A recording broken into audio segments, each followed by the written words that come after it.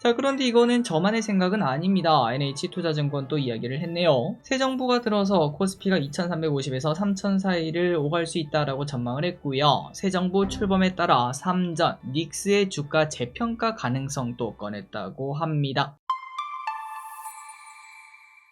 네, 안녕하세요. 주식은 역시 기리기리새 기리이십니다. 안녕하세요, 기리분들. 자, 트럼프가 주말 사이에 이상한 소리를 해가지고 우리가 좀 걱정 있지 않았겠습니까? 그런데 다시 그 이상한 말을 철회했다는 이야기와 함께 미국 선물도 급등하고요. 우리나라 증시도 좋은 흐름을 나타냈습니다. 같이 공부하시죠. 렛츠 기리. 자, 일단 첫 번째입니다. 이번 주 일정 한번 봐야겠죠. 자, 새로운 한 주가 시작되었습니다. 이번 주에는 어떤 일정들이 우리를 또 괴롭게 만들지 또 행복하게 만들지 한번 보자면은, 일단 오늘은 미국장이 메모리얼 데이로 휴장이라는 거 참고하시면 될 것 같고요. 그리고 수요일에는 엔비디아의 1분기 실적이 발표될 예정인데요. 실적과 가이던스, H20의 중국 수출 제한에 따른 대응 방안 등에 대해서 시장에 주목이 있을 것으로 보인다고 합니다. 또 엔비디아 우리나라랑 또 많이 연관이 있지 않겠습니까? 우리나라 증시도 충분히 영향을 받을 것 같고, 그리고 29일 목요일에는 금통이 우리나라에서 열릴 예정이고요. 대통령 사전 선거도 이제 드디어 시작을 합니다. 그리고 30일입니다. 제약바이오의 큰 행사 중 하나인 아스코가 열리는데요. 이러한 기대감 때문인지 오늘 제약바이오주가 좋은 흐름을 나타냈죠. 그리고 다음 주 대선을 앞두고 있는 상황입니다. 그런 만큼 정치 테마주에 만약 지금 내가 들고 있다면은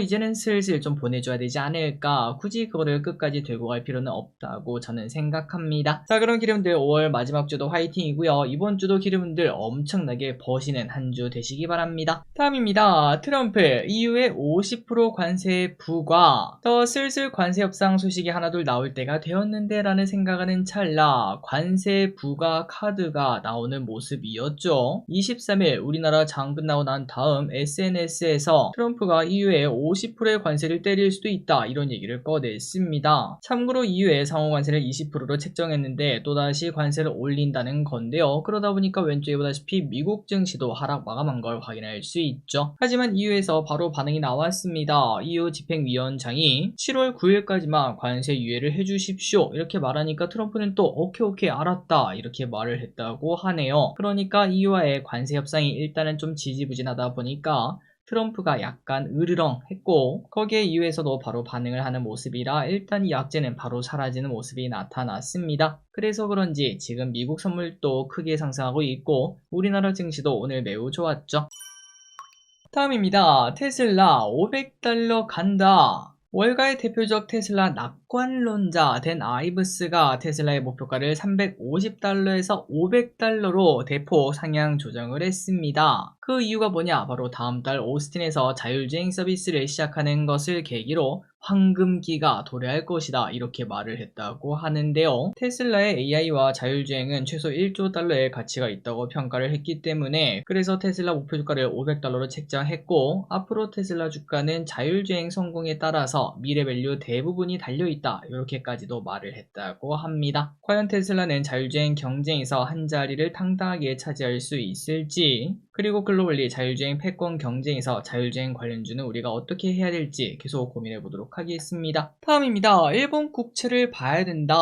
저 무디스에서 미국 신용 등급을 얼마 전에 낮추면서 미국 국채 금리가 상승하는 모습이 나타나고 있는데요. 이와 더불어 일본도 좀 문제라고 합니다. 일본도 인플레 국면으로 진입하면서 국채 금리가 빠르게 상승하고 있고, 어느덧 30년물 국채금리가 3% 수준까지 올라왔다고 하는데요. 그런데 이 부분이 문제가 될 수도 있다고 합니다. 자, 그렇다면 이게 문제가 된 이유가 뭐냐? 바로 작년 우리에게 충격을 주었던 엔캐리 트레이드 기억나시죠? 그런 것처럼 대규모 자금 이동이 나타날 수 있다고 하는데요. 생명보험사 등을 중심으로 한 일본계 자금이 대미 투자를 축소하고 일본으로 돌아갈 수도 있다 이런 얘기가 나타나고 있습니다. 그 이유가 뭔가라고 생각을 해봤을 때 지금까지 일본 채권은 아주 금리가 낮았습니다. 그러다 보니까 사실 일본에 투자하는 사람들은 야, 이걸 내가 굳이 이 금리를 받고 여기다가 내가 투자를 해야겠어, 차라리 미국에 투자할래 하면서 미국으로 많이 가지 않았겠습니까? 그런데 지금 우리가 전부 다 알고 있습니다. 결국은 미국은 금리를 내리는 상황이 될 것이며,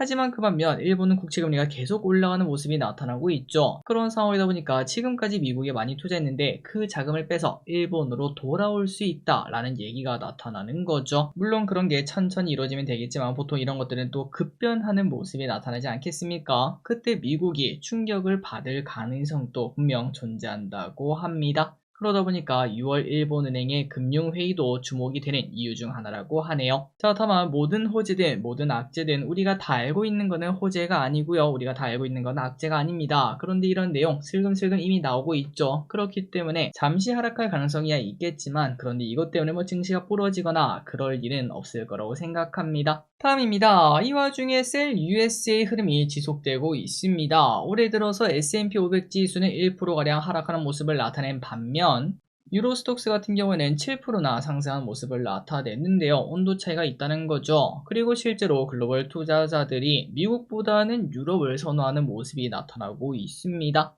JP모건이 글로벌 투자자들을 대상으로 설문조사를 진행했다고 합니다. 그런데 그 결과 설문에 참여한 사람 36%가 올해는 유럽이 좋을 것이다 라고 답변을 했다고 하고요. 그 반면 미국이 좋다라고 말한 사람은 17%밖에 없었다고 하네요. 자, 과연 셀 USA 지속적으로 이어질지, 그 반면 유로스톡스, 그 다음에 중국, 한국 이러한 증시들은 좋아질지 계속 보도록 하겠습니다. 다음입니다. 어코3. 저 기리시 올해부터 미는 단어 중 하나죠. 바로 어코3입니다. 어차피 코스피 3000. 올해부터 미장이 아니라 국장, 중국장, 유럽장 등으로 자금이 이동하면서 증시가 충분히 좋아질 것으로 저는 생각하고 있습니다. 그리고 사실 지금 현재 코스피가 2620, 여기서 3000 해봐야 그렇게 크게 차이가 나지 않죠. 사실 삼성전자만 8만전자 근처까지만 가도 순식간에 도달할 수 있는 위치라고 볼 수 있겠습니다. 자, 그런데 이거는 저만의 생각은 아닙니다. NH투자증권도 이야기를 했네요. 새 정부가 들어서 코스피가 2350에서 3000 사이를 오갈 수 있다라고 전망을 했고요. 새 정부 출범에 따라 삼전, 닉스의 주가 재평가 가능성도 꺼냈다고 합니다. 그리고 지금은 트럼프가 청방지축 짱구지만 결국 미국을 다시 위대하게 만들 것이기 때문에 금융시장이 긍정적으로 반응할 수 있다고 하고요. 그리고 또한 우리나라에서도 상법 개정 가능성이 있기 때문에 좋은 시나리오가 그냥 딱 펼쳐진다면은 코스피 3000 충분히 볼 수 있다고 하네요. 올해 안에 기다려보도록 하겠습니다. 다음입니다. 1분기 배당도 사상 최대입니다. 갈수록 투자기에 좋아지는 환경이 되어가고 있는 거겠죠. 1분기 분기 배당이 사상 최대를 기록했다고 합니다. 1분기 배당을 한 회사는 26개밖에 아직은 없긴 하지만 총 5조 원이나 배당을 했다고 하네요. 그리고 1분기 배당 회사도 작년 대비 5개나 늘었다고 하고요. 배당금 총액도 10%나 증가했다고 합니다. 당연히 우리가 투자하기 좋아진다라고 평가할 수 있겠죠. 그리고 기대분들의 주식도 전부 다 큰 실적을 내면서 배당을 마구마구 주는 그런 기업이 되기를 진심으로 바랍니다. 다음입니다. 오늘은 유리기판에 불이 났습니다. 오늘 아침에 이런 소식이 떴죠. 삼성전자가 2028년 반도체 제조에 유리기판을 도입한다 이렇게 밝혔는데요. 그러면서 오랜만에 유리기판주가 크게 상승하는 모습이 나타났습니다. 중간기판으로 불리는 인터포즈를 실리콘에서 유리로 대체한다는 건데요. AMD 같은 경우에도 2028년 글라스 인터포즈를 자사 반도체에 적용하는 방안을 추진하는 만큼 유리기판의 시대도 이제는 진짜 다가오고 있는 것 같습니다. 그래서 오늘 이 소식이 나오면서 유리기판 관련주가 급등했는데요. 연속성이 나올지는 조금 더 지켜볼 필요가 있겠네요. 일단 거터양은 나왔습니다. 자, 한빛레이저와 필옵틱스 차트 보시면은 이제 상당히 많이 올랐다가 조정받았다가 한 번 더 올랐는데요. 과연 전 고점을 향해서 올라갈 수 있을지 일단 차트는 이쁘게 만들어진 것 같습니다. 다음입니다. 로봇도 우리가 계속 봐야겠죠. 엔비디아의 젠슨항 CEO가 중장기적으로 휴머노이드 시장이 급격히 성장한다라고 말을 한 적이 있었는데요. 그런데 이 로봇 시장마저 엔비디아 없이는 할 수가 없다고 합니다. 엔비디아 짱이라고 해요. 그래서 그게 왜 그런가 레브레바레디언의 부사장이 말을 했는데요.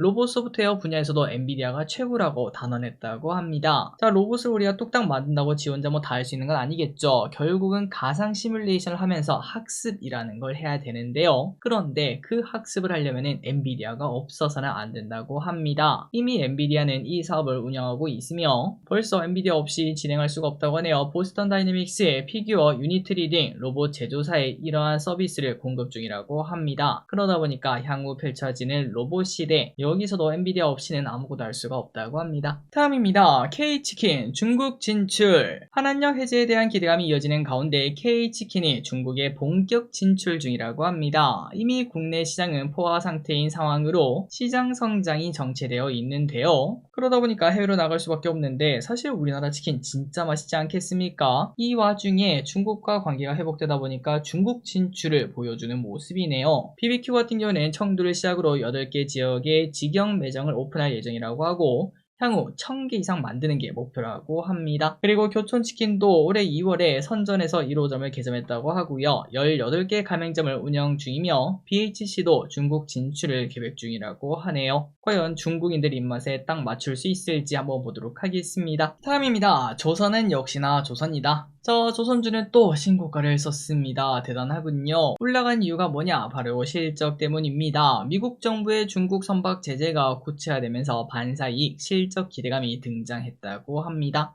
조선주는 매번 좋은 흐름을 나타냅니다. 빠지면 사야 되는 그러한 주식을 보여주고 있는데 지금 원전주가 딱 조선주의 출발 같은 모습을 보여주고 있죠. 오늘 원전주도 또 좋은 흐름을 나타내는 이 와중에 원전주도 이 길을 그대로 갈 수 있을지 왼쪽에 주봉 보이시죠? 이런 식으로 올라갈 수 있을지 한번 계속 체크해 보도록 하겠습니다. 그리고 조선주도 계속 봐야겠네요. 다음입니다. 현대로템 나도 신고가다. 얼마 전에 잠시 급락했던 적이 있었던 현대로템 이때만 하더라도 야 진짜 끝났나? 라는 얘기를 한 적이 있었습니다. 그때 당시에는 우크라 종전 기대감 그 다음에 미중 관세 우려가 사라지면서 이제는 방산이 힘 빠질 때가 되지 않았냐 이런 얘기가 나타났지만 역시나 조선 방산은 빠지면 사야 되는 섹터인가 봅니다. 오늘 또 현대로템이 크게 급등하면서 신고가를 달성했고요. 증권가는 앞으로 현대로템이 30%는 더 오를 것이라며 호실적 전망을 꺼냈으며 주가는 바로 반응하는 모습이 나타났습니다. 7%나 급등했죠. 그리고 KB증권은 현대로템에 대해서 2분기 이후에도 실적이 좋을 것이라며 목표 주가를 16만 5천원을 제시했으며 이렇게까지도 말했습니다. 앞으로 분기 영업이익이 2천억 아래로 떨어질 일이 없다. 이렇게까지도 말을 했다고 하네요. 참고로 현대로템의 2021년 영업이익은 1,400억이었습니다. 1년 동안요. 그리고 2022년이 2,100억이었는데 그런데 지금은 그냥 분기마다 2천억씩 벌고 있다고 하고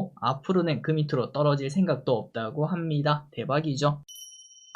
다음입니다. 오늘 2,000원지가 좋은 흐름을 나타냈어요. 2,000원지가 오랜만에 빨간불을 켜주는 모습입니다. 요즘 너무나 하락해서 이 상승이 의미가 있을지는 잘 모르겠지만 그럼에도 미국에서 배터리 실적 버팀목이었던 보조금이 그래도 유지가 되면서 소폭 상승했다고 합니다. 최근 IRA 법안 수정 이야기가 나타나면서 친환경이 전부 다 크게 하락했고 특히 태양광이 많이 빠지지 않았겠습니까? 그런데 2,000원지는 그나마 살아남았다라는 평가를 받았다고 하네요. 다만 왼쪽에 보다시피 떨어지는 칼날입니다. 떨어지는 칼날은 잡지 말고 오른쪽으로 기어가는 걸 줍줍할 필요가 있겠습니다. 그러니까 왼쪽에 보이시는 요 차트, 요런 차트를 잡는 게 아니라 작년 말이었죠. 그때 당시 LG엔솔처럼 요런 식으로 오른쪽으로 기어갈 때 이때 잡아야 된다는 걸 잊지 마시기 바랍니다. 한이길이 이때 잡았으면 결국 또 손절하는 거 아니야? 맞습니다. 이때 잡아도 손절할 수 있겠죠. 하지만 중요한 거는 떨어지는 건 중요하지 않습니다. 만약에 올라가는 시나리오가 펼쳐졌다면은 저가에다가 진짜 잘 살 수 있는 기회를 가졌다는 게 매우 중요하겠죠. 그렇기 때문에 오른쪽으로 몇 개월 동안 기어갈 때 그때 용기를 내서 잡고 올라간다면 홀딩, 떨어질 때는 이번엔 내 생각이 틀렸구나 일단 손절하고 다음에 또 오른쪽으로 기어가면 다시 사야겠다 이러한 마인드가 저는 중요하다고 생각합니다. 다음입니다. 요즘 청소년은 어디에 돈을 쓰는지 한번 보도록 할게요. 너무나 궁금한 소식이었습니다. 요즘 청소년은 어디에 돈을 쓰는지 저는 사실 저 어렸을 때만 하더라도 PC방, 영화관, 버스비, 문방구, 매점 이거 말고는 딱히 쓸 데가 없었던 것 같은데요. 그런데 요즘엔 연간 카드 결제 금액은 175만원으로 계속 증가하고 있으며 청소년들은 카페, 올리브영, 다이소, 편의점, 게임방 등을 많이 가는 모습이라고 합니다. 그리고 카페는 당연히 저가 브랜드, 이제 메가커피 등이겠죠. 그런 것들을 찾고 다이소를 찾으면서 가성비 추구 모습이 나타났다고 합니다. 이건 당연하겠죠. 그리고 남학생 뻔합니다. 게임방이 정말 많이 가고요. 편의점 많이 가고요. 그 반면 여학생들은 카페를 가장 많이 가는 모습을 나타냈다고 하네요. 오늘의 공부 여기까지 끝났습니다. 항상 이렇게 같이 공부해서 진심으로 감사합니다. 지금까지 길이셨습니다. 빠이요.